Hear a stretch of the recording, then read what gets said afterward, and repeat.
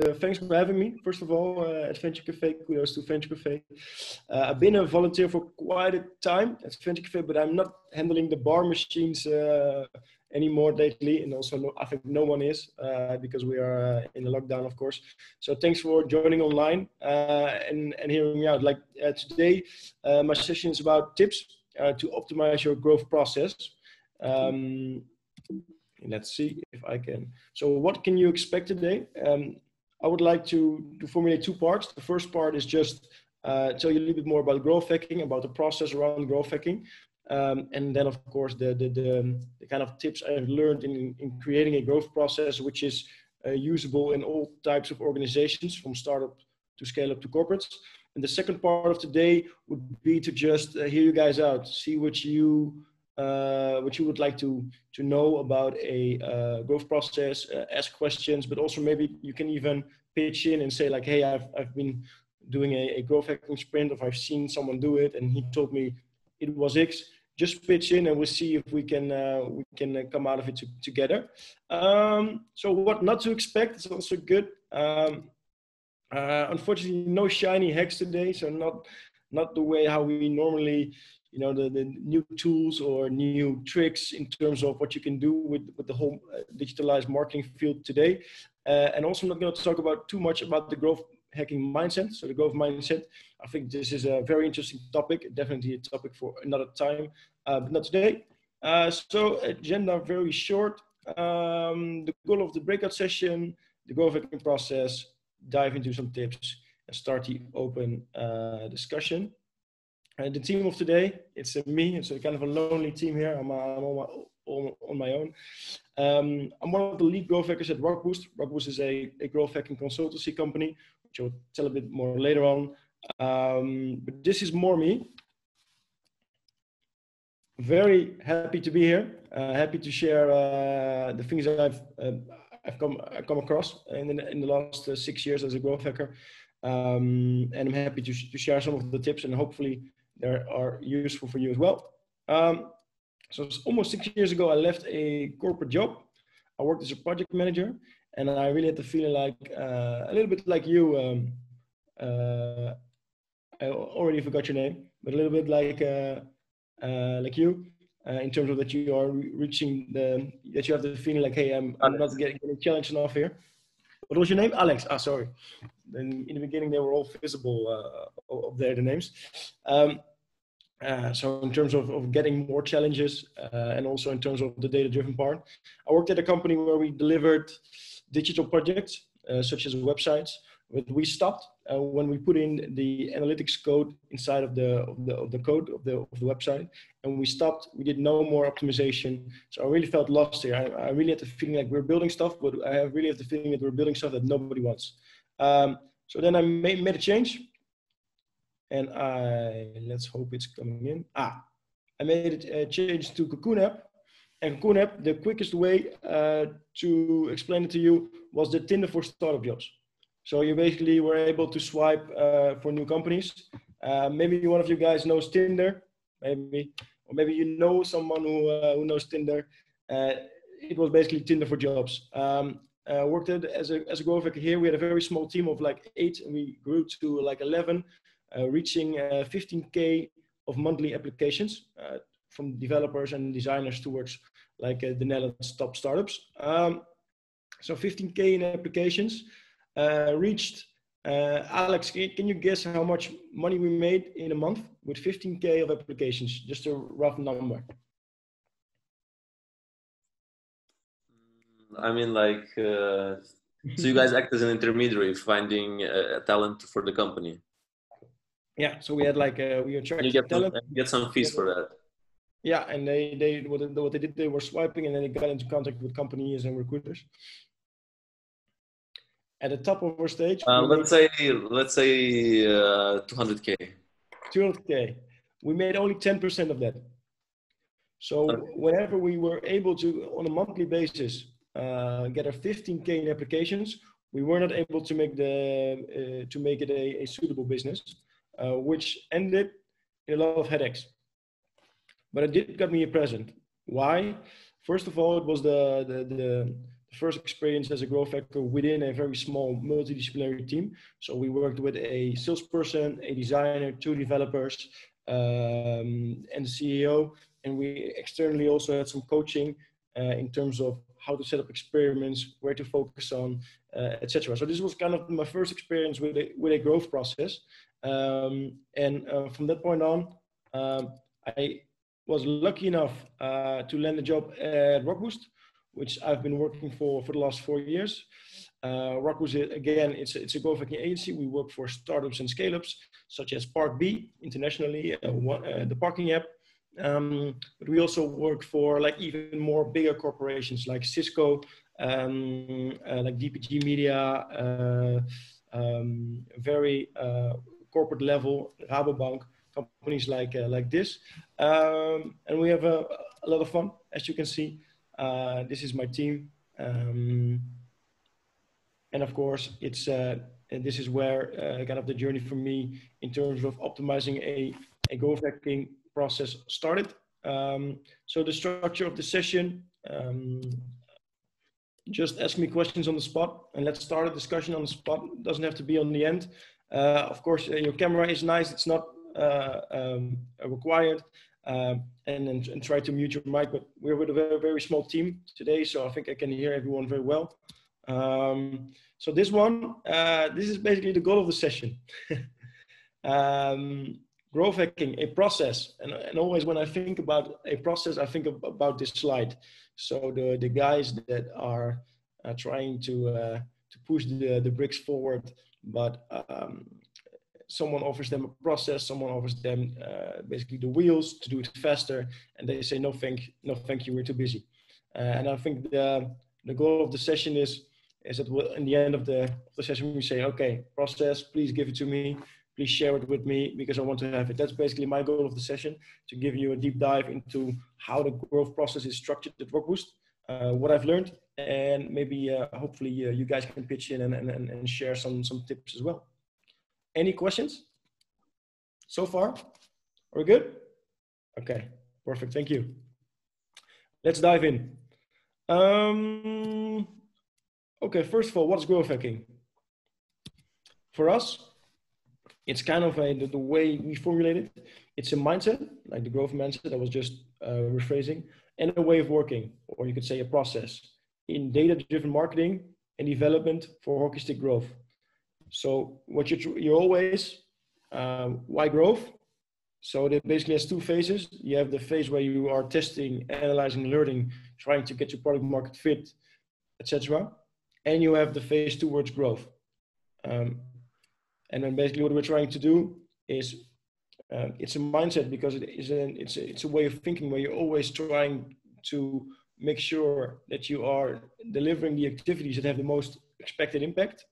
And it's a way of working. So the whole process around it to make sure you create structure and you take time to really dive into data, making sure that you can base decisions on that. And then and that's not only marketing, but also in your product. So also on the development side. It comes from the word hacking, which basically means finding a weak spot in a system and exploiting this weakness. So our goal as a growth hacker is to find a loophole. It's to find and implement impactful hacks that can boost a company's growth. Okay. So show me this process already. Well, I hope it doesn't look like this. It doesn't do it for me, but I also hope it doesn't look like that for you. So the growth hacking process, and we start really high over. Maybe this slide is already familiar to you. So the growth hacking process, it starts in the middle.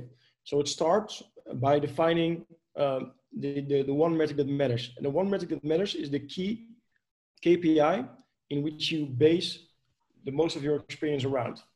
So let's say, for instance, first of all, whenever we do a project, we'll always also think of like, what's the end goal? So what's your, some people call it the B hack or your end dream or some kind of word around then.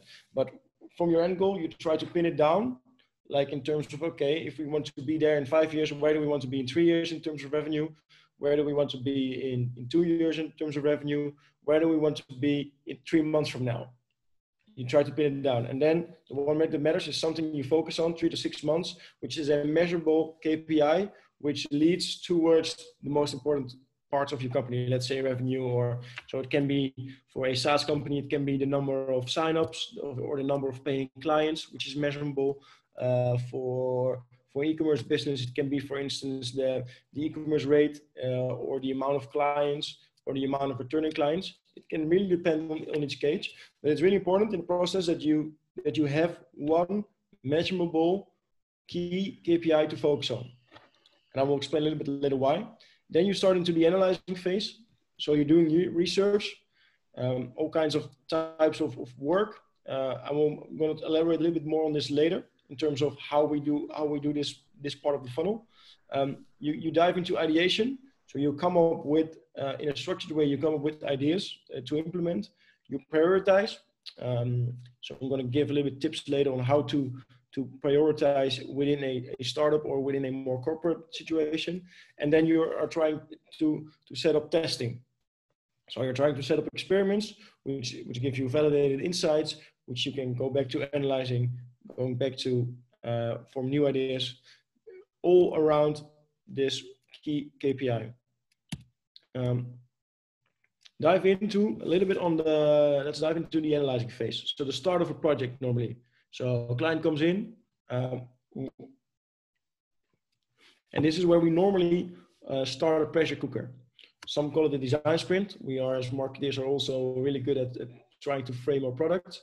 But it's, in my term, what we're basically doing is we formulate a pressure cooker to clarify all the basics of the client. So we dive into their measurement systems. Which metrics contribute to success? Are they measured well? We can formulate baseline KPIs. So which metrics are leading to success? What should we improve? What's the baseline and what should we improve to get the numbers up? And from that point on, we also take time in this design sprint to do user research, listen to the market, and see if there are any interesting market trends, which the client already knows about, so which they're just sharing with us, or if it's necessary to dive into external data to also see what's relevant. Third is the customer journeys. So what do we mean with the customer journeys? All the different customer journeys of a client. So there's always multiple ways in for client, and all these different ways in, these different touch points, you can see them as separate customer journeys. So what do we mean with a customer journey is starts with the acquisition phase. So how and where do your customers find you? How do they engage with your product? So activation, how do you activate them? Is there a landing page where they need to do some kind of action? Retention. So how are you doing in terms of retention? That's also interesting, because what you're trying to do here is you're trying to find the gaps where you can create the most impact. So what we're trying to do as growth hackers, if we see that you have a lot of clients coming in on the acquisition side, let's say you have a web shop with a lot of traffic, but you're not able to convert them into trial users or into a first order, then we can kind of identify that your problem is on the activation side, or your problem is on the acquisition side, sending the wrong traffic. But from this point on, we really try to break it down and see, like, okay, where, if we only have like 8 or 10 hours a week, this is a question we ask ourselves. If we only have 8 or 10 hours a week for you, what would you optimize in terms of leading towards growth? So this is also how to do again with formulating the baselines, and identify, like, hey, what are the different steps a customer takes in order to make his first order. In the analyzing phase, so also in the design sprint, we also take a look at the skills of the team. We take a look at where is the client good in? What are they very good in? And what can we contribute there? And we also take a look at our own team, like what would be the 2 best team members that could bring the structure in over there. We look at the infrastructure of the company. So we look at the maturity level. I'm going to elaborate on this a little bit more because that's a very important one. And we do, of course, our channel analysis. So in the beginning, you try to find a big win in order, especially in a trajectory from an agency to a client. You try to show that you can create growth fast. So you do your channel analysis. all these activities are different per case. So let's say whenever I'm working with a startup on a budget, the way we're working is, and the amount of hours that are available and the things that you can do are completely different. So that really depends. Okay. Some tips to start with the analyzing phase. The first thing is don't set timings / deadlines, or I mean, like, don't spend too long over analyzing. There's so much data out there, and a client can share all kinds of information with you, like from reports from 5 years ago, and all kinds of stuff. But in the end, like, what really matters is that you start. So of course you have an analyzing phase, but it really helps in the beginning of a project if you are also starting to build, let's say, a landing page, or your first campaign, or your first MVP funnel. It really helps if you create one structured place for documentation and communication. So we use, for instance, Microsoft Teams, but you can of course use also Google Drive. But create one place and educate the client, like, okay, everything we want is done via this type of communication, and here is where we document. It's beneficial when you lower the barrier for both. It also helps in terms of speed. Bring along stakeholders with a money mindset. So what we mean with this is that whenever you start a client and you did your research, you can formulate your baseline KPIs. And from your baseline KPIs, when you add benchmarks, you can show the client, like, hey, this is where you should be, and this is where you can go if you invest time on this and this parts of the funnel. Whenever you attach this to baseline KPIs, and you make sure that this is visualized in a way that it's understandable for the client. So in terms of revenue, or in terms of more clicks leading to more leads with an average lead value, then you can actually bring them along and make them really understand that what they're doing. Because in the beginning, when you have your experimentation, the beginning it has a long runway, because you're learning, and this is what you constantly have to explain, and also to stakeholders. But it really helps if you can speak their language. What we basically do in this design sprint is we take a look at all the foundation parts. So we take a look at the growth team that they are running. We take a look at the target customer groups, customer desire maps. So what are the pains, hopes, and dreams of their different clients. We take a look at the product market fit level. We take a look at the measurement and the customer journeys, like I just mentioned. And from that point on, we try to pinpoint where the client is in terms of maturity. So you see the first column, which is basically manual marketing. So manual marketing is where you normally start as a startup. So you start with your first campaigns. Maybe you have a CRM system, but maybe it's just an Excel sheet with some leads formulated in it. And everything is manual. So handmade campaigns, handmade sales documentations, etc. And whenever you do this, the type of growth you can create stagnates at some point, because you only have a few hands available. So this is the first step you're trying to make, is go from manual marketing to automated marketing. So you're trying, if you can automate more campaigns, if you can set up email flows, if you can try to mature your levels, your client CRM system or their e-commerce level. Let's say you are an e-commerce client and you are in WordPress. Maybe it's time to move in terms of infrastructure to Shopify, which is a different, already a better type of e-commerce foundation. So we really take a look at, like, where are they in terms of maturity, and we're acting on that as well. So because whenever you start to automate more, you have more time on your hands to implement tools. The tools you see on the left-hand side is basically your toolbox. So whenever we're growing a client, it's possible that they can reach the next level by content marketing, or that they can reach the next level by optimizing their website, or maybe we have to dig into whole other different channels. But at some point, also over there, automated marketing stops and your growth stagnates. So then again, you should take a look at integrated marketing and see how you can gather more data and make your CRM system smarter, and even all the way up till data science comes in and you're trying to make your whole system more smarter. So this is basically the journey we're trying to. It's also a framework which helps in showing the client like, hey, you want to reach this growth, but hey, where are we? You know, in terms of channels, where are we in terms of channels? Where are we in terms of product development? And from that on, you're trying to pinpoint it further. It's always a kind of a hard framework for me to elaborate on.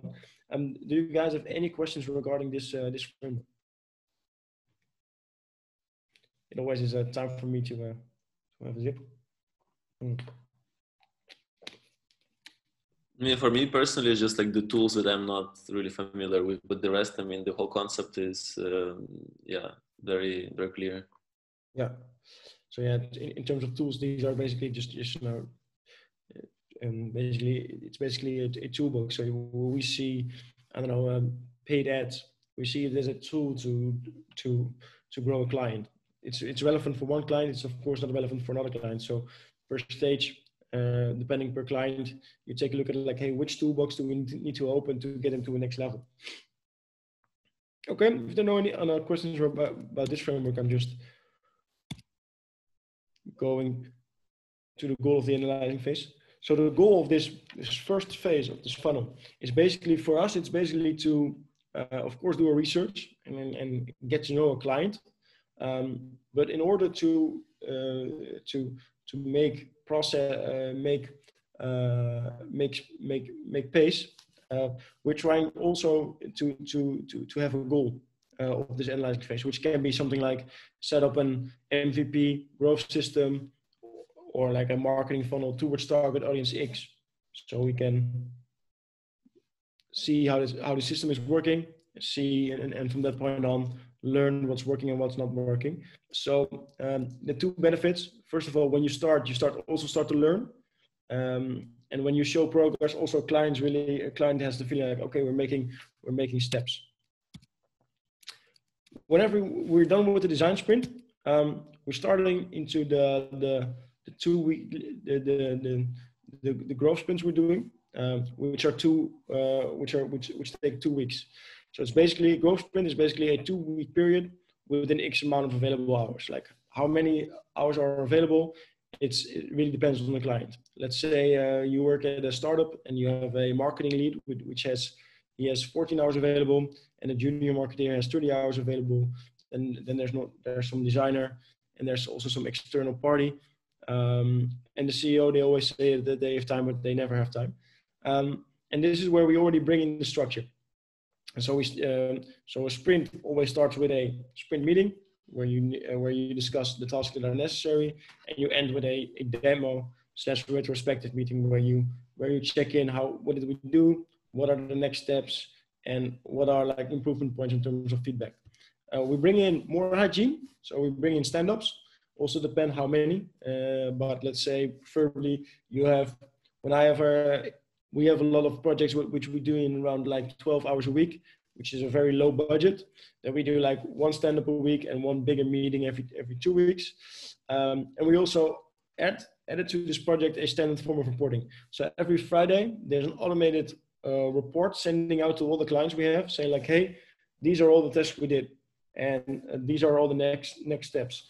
And this comes out of Microsoft DevOps, which is just a project management tool where you fill in the task you're doing, you estimate, etc. So this is already a hygiene level, which helps. And what I noticed that really helps is that you actually make sure, also when you're doing this at a startup, bring in the structure, really hammer it down, that you have the sprint meeting every 2 weeks, and that you have this demo every 2 weeks again. Otherwise, you lose track, you lose focus.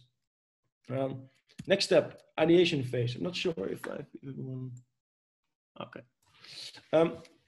Sorry for that. So the next step is the ideation phase. So you did your analysis, and in this stage, you're highlighting all the learnings you have of your analysis, and you start gathering ideas. So you in this stage, you can think big without boundaries of time, money, and resources. Because the goal is not to, let's say, if you why do we start, even whenever you have a startup or whenever you're trying to start small, you start to think big. Why? Because like later on in the process, you are prioritizing what's relevant and what's not relevant. So here it's just thinking out big, trying, coming up with solutions. Who to incorporate in the ideation session? So for a startup, it's the founding team. For Scaleup, it's at least the marketing team, and of course also it's possible to add stakeholders in this session. But again, this is also a session which can go out of hand very fast. So make sure it's time framed. Again, your goal is not to come up with a lot of ideas. Your goal is to get things live and ship experiments. Oh, okay. Oh. Okay. Okay. Okay. So again, an overview. I have a little trouble with my MacBook. Yeah, there it is. Sorry to interrupt, but you guys are just working agile, right? I mean, the retrospective stand-ups, the demos, they're all agile way of working. Exactly, yeah. So this is an agile way of doing growth hacking. Exactly, yeah. So the next step is the prioritization phase. So again, depending on the trajectory, the maturity of the company and the size of the companies, there are a lot of different ways to prioritize. But I have a few tips in the next couple of slides. So first of all, especially when you begin with this, keep it very simple. So there are two frameworks which can help out in the beginning. The first is the ICE score, which basically means you form an Excel sheet and you score all the ideas you have based on impact, confidence, so how confident you are in whether it will really result in a winner experiment, and ease, so how easy is it relatively, how easy is it to implement this idea, which is always kind of hard because you have an idea and then you have all your ideas and you have to score them, and then you have the average, which is the score, and you pick the winner. But confidence is always kind of strange. Like how confident are you? Like it's relative in terms of like how confident I am in your idea. So this is already a hassle, which we try to solve. Second easy framework to prioritize is to just use the high impact, high ease framework. So try to see which ideas come up in the top right corner. It's very easy in a session. You put the white paper on the board, and you are with sticky notes. You're trying to put your ideas in, and then there's a mix of like the first thing we're doing right now. Whenever we're starting with a client, is we form an experiment sheet. So we form an experiment sheet where we define the experiment name, the number, the explanation, and the hypothesis. So what we're actually expecting that will happen. And then on the right-hand side, we're doing our scoring, and in a separate sheet, we are gathering all the results. So I have an example of a very simple one that I like to use, especially with a starting client. So again, maturity level. Whenever you are more experienced and you have a more experienced growth team, then you can also improve your prioritization. You can make it even more based on data. You can let everyone come to the meeting and say like, hey, you have a 20-second pitch, but make sure you also explain the data that you're using. But let's say this is for an e-commerce client. So what's important for an e-commerce client? You have the conversion rate of the website, you have the amount of traffic towards the website, and then you have the amount of returning clients, basically. Okay, and third, the average order value. These are your 4 key metrics. So whenever you want to push an e-commerce business, you're thinking of like, hey, okay, is this a traffic idea? Is it a conversion rate idea, etc. So what we're doing here is we're rating it in a very simple way, which ensures speed. So what I'm doing is we are first gathering ideas. So let's say in this idea, the top idea is change the header of the homepage, which is an idea to improve the conversion rate.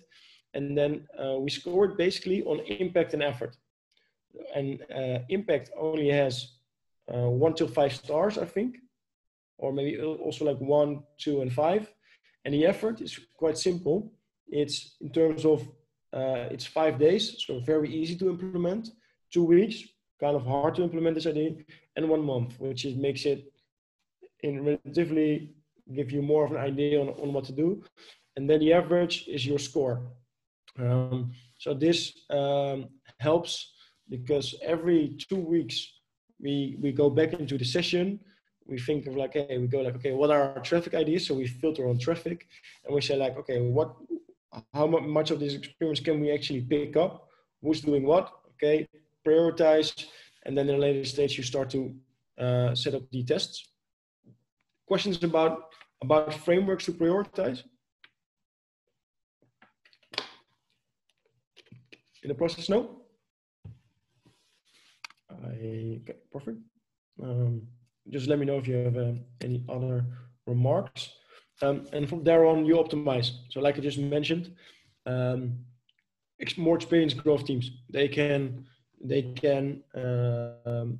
will have a great balance between speed and quality. Of course, corporate organizations, you have the political side, which also makes it sometimes quite harder.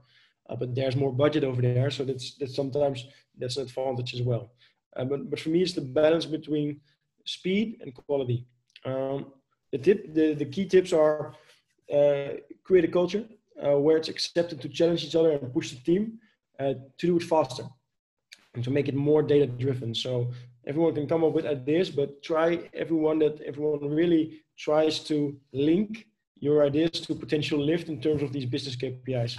So if I go back here, right now, I'm kind of still in a relatively vague prioritization model here. I'm saying impact is high, okay, but what if I could explain or make it a little bit more concrete, saying, okay, I am expecting an increase of the conversion rate with, I don't know, 1%. It's very high, but let's say it doesn't like that, okay? Then we know it's very easy to calculate what it is in terms of extra leads or in terms of extra revenue. And from that point on, this is again also very helpful in doing, in really explaining towards a client what's the beneficial part. And not only look at it for 1 month, but if an improvement of 1% conversion rate gives you 2,000 euros each month, then also explain to your stakeholders, okay, this is a potential experiment which could drive 24K in revenue. And then the amount of budget that's needed to test it doesn't sound so much anymore. So, okay, again, from analyzing to ideation, we go into testing. So here, this is the stage where you actually have the time to set up the experiments and to set them up as quickly as possible. The question you constantly ask yourself is, what's the quickest way we can deliver a test? And I have a really simple real life example from actually this week. I'm working for kind of a big recruitment organization. I hope they're not in the call. And let's say they have an email flow towards their candidates. So they have it's called a job alert. It's a way every day they're sending emails with the new jobs to people that are actually signed up for these jobs. And we're testing a new design. They have a very robotic design, and our hypothesis is let's test a more fresh design with a more personal approach that will, in our estimate, lead to more clicks. The funny thing is whenever you come up like, hey, we want a new design, stakeholders start to panic. Okay, this design, how are you going to make it? Is it in our brand? Where did you create it from?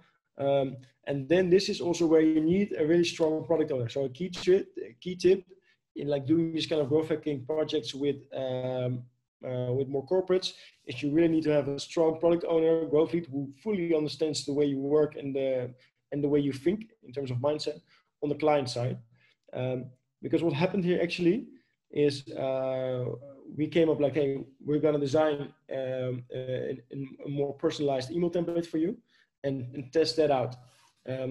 But the goal is actually what we're trying to learn is, will a personalized and more fresh design email template actually lead to more clicks? It doesn't have to be perfect. It doesn't have to be as shiny as a lot of people would like it to be in the end. But the goal is here is to think of the fastest way to learn whether this idea you have is actually validated. So you're looking for the minimum effort to validate your ideas. Because the goal is to learn fast, to validate your hypothesis, and if it's a winning experiment, okay, then you can put in more time and effort to create a very nice email design. But if it's not, then focus on somewhere else in the funnel instead. So this is how we step by step want to test now, learn what part of the email actually has effect, and perfect later. So sometimes in growth hacking, there's a marketing tool that basically can do it way more faster. So let's say you want to test some kind of pop-up on a landing page, or you want to set up an A/B test. There are tools for that. So and sometimes a workaround with a tool can save you a lot of valuable time. So this is our goal, is to ship fast, and also by doing so, sometimes create a workaround which is feasible for an experiment. We talk about experiment quality and instead of like end goal quality. So then you always get the question like what to test and what to not to test. So do we need to test everything? Do we need to do more tests? And I think the answer is no. I think the question that you need to ask yourself is, do we really need the answer for this idea? Or you have some kind of assumption saying the color yellow on this page works better. Okay. But didn't we already test it a while back? Or isn't this already proven because we already tested out orange? You know, so or sometimes there's a bug on a website, or there's an email flow that's just broken down. Yeah, these are just no-brainers. You just need to fix it and ship it, but that doesn't have to be an experiment. So the way you really have to think is what are the most important things we have to learn now in order to grow in a few months. I think this is kind of the way we think and try to work. So to rephrase it a little bit, you have your design sprint to dive into the fundamentals. First, you start to fix your fundamentals, and then you're going into these continuous optimization loops. So you have your analyzing, ideation, prioritizing, and testing, and you're reusing the learnings of your test to come up with new ideas. So after every sprint, in the analyzing phase, you ask yourself, okay, what did we learn in the sprint? And what do we need to learn the next sprint to be successful in 3 months? It's an important time to actually really take a step back, create an overview of the learnings, document what you have learned, share your learnings with the team, and again, time phrase or make sure you time bound it to make sure you can again dive into the ideation stage with useful insights. Hopefully, process is never a very sexy topic, but are we already a little bit more in the yes, please give me a process kind of way? I hope we are. So the next part is really to kick it off. I would just love your thoughts on this. Again, Alex, like you said, it's a little more of an agile process, which we added. Maybe you have some questions around that, or maybe you guys have some other tips. So who can relate to this process?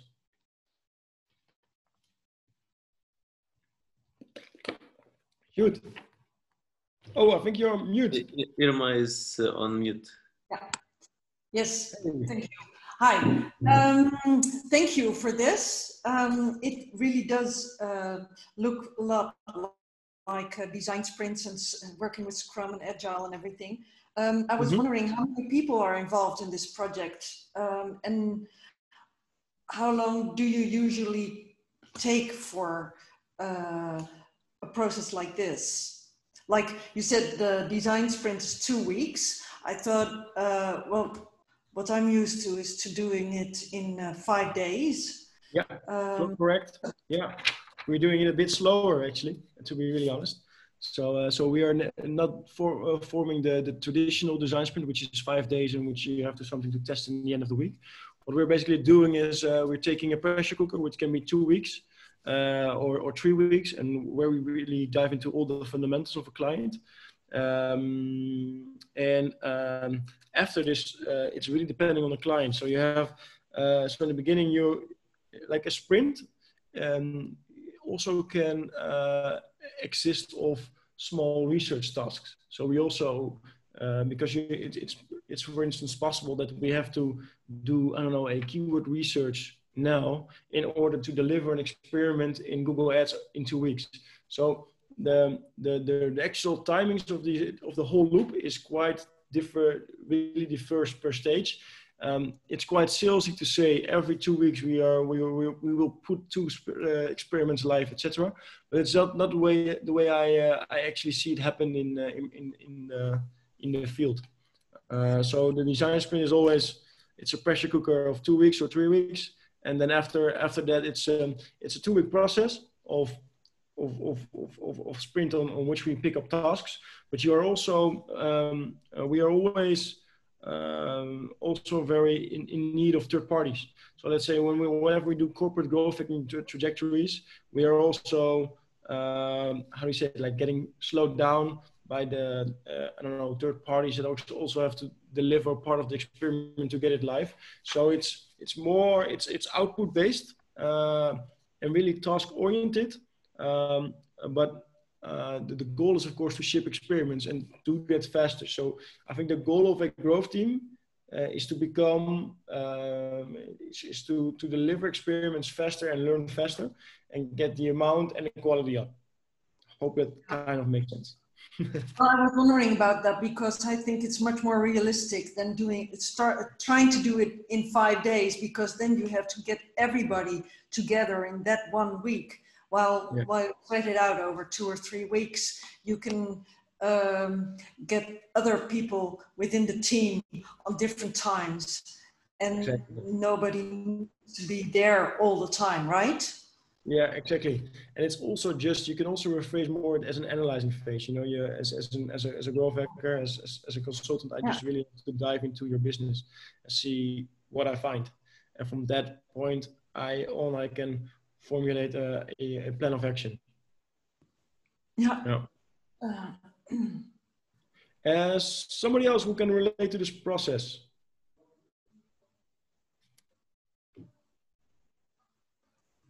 Yeah, I can't really relate because I wasn't part of the agile team, but I know how it works because I had to work with those teams.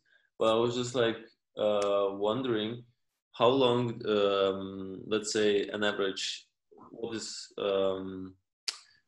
the average time span that you spend on the client on an assignment or consulting project? Yeah, like the average is around between 12 and 16 hours per week on a client, and we do it on a monthly basis. So we have there's a monthly budget. Every sprint has a budget, and then so it's kind of a, for instance, I have around 4 or 5 clients where I'm working on, all between, I don't want to say 8 and 16 hours a week. Mm-hmm. And we always work in a team. So let's say I work 8 hours on a client, and then I have a team member who also is planned in 4 hours for the client. And within that budget, we're trying to create growth. Mm-hmm. How big is RockBoost in general in terms of employees? My team is around 14 people, and in total, including if you also include like all the design and the overhead, we are around 72 people. Mm-hmm. It's quite growing. Yeah, it's growing. Yeah, absolutely. Even it was a scary time because of Corona, of course, but we managed to also grow this year as an agency. That's quite I think quite happy with that. But of course, we also lost some good people. I think it's quite interesting, like, because whenever I'm doing this for like a startup or scale up, you can also incorporate the client.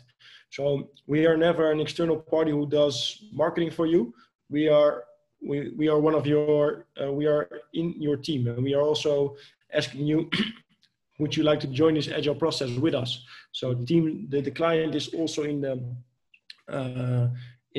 stand-up, and let's say a client could add a designer and a developer to a project where we add a marketing profile, and together we try to have more people in the project. This is also the amount of hours you have available in a sprint, or the amount of user stories, however agile you want to frame it. And from that point on, you really try to pin it down, like, okay, when and where are we discussing, when are we prioritizing, and how can we do this? How can we do this faster?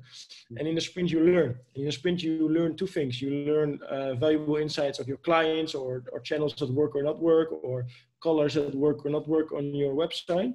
But you also learn in terms of process. So you learn, like, hey, what's working for this client in terms of process? Where are the boundaries of this infrastructure? And when should we investigate, like, how we can get this infrastructure up?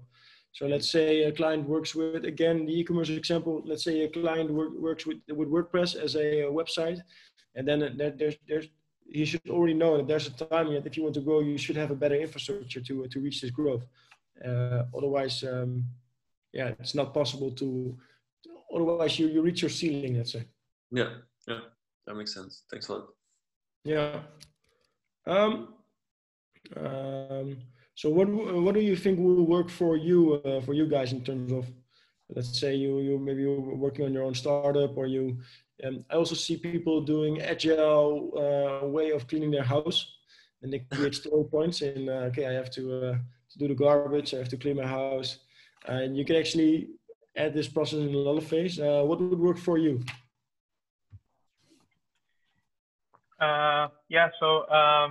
Well, first of all, thank you for the presentation. Yeah, thank you very much.